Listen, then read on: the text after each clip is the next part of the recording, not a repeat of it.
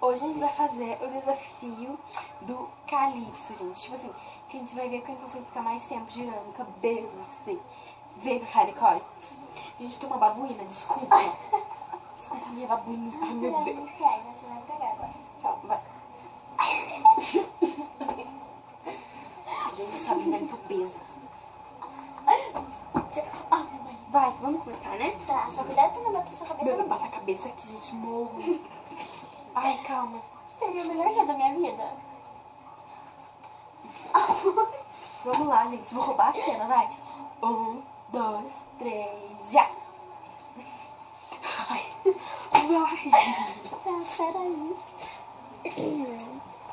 Dá pra ver as duas? Dá pra ver? Por exemplo, se você ficar aqui na minha mão, dá pra ver? Tá, mais ou menos. Tá, isso. Vem um pouquinho mais pro lado. Mas você vai vir do meu lado. Vou. Vai. 1, 2, 3 e... For. Que vergonha. Ai. Parece um pouco. Vamos. Ai, gente, vamos dar uma pausa pro segundo round. Vai.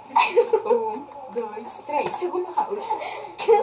Vai. Segundo Eu ainda tô round. rindo de você. Gente, vai ter 3 rounds, tá? Vai.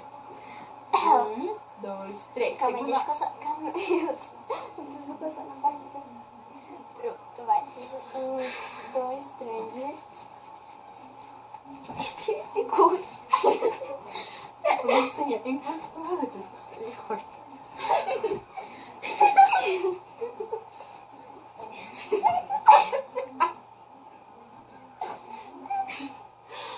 Perdeu. Ai, agora. Ai, que dor. Você vai ter mais um. Deu um torcicolo aqui.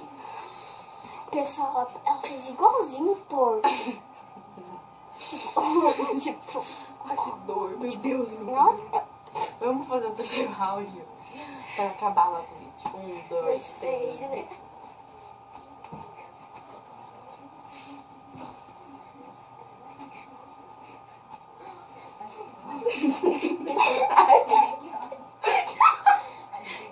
Eu já parei. Que eu vou Giovana, não sei nem que a Giovana tá rindo, gente. Então, esse foi o vídeo de hoje. Eu ganhei 3.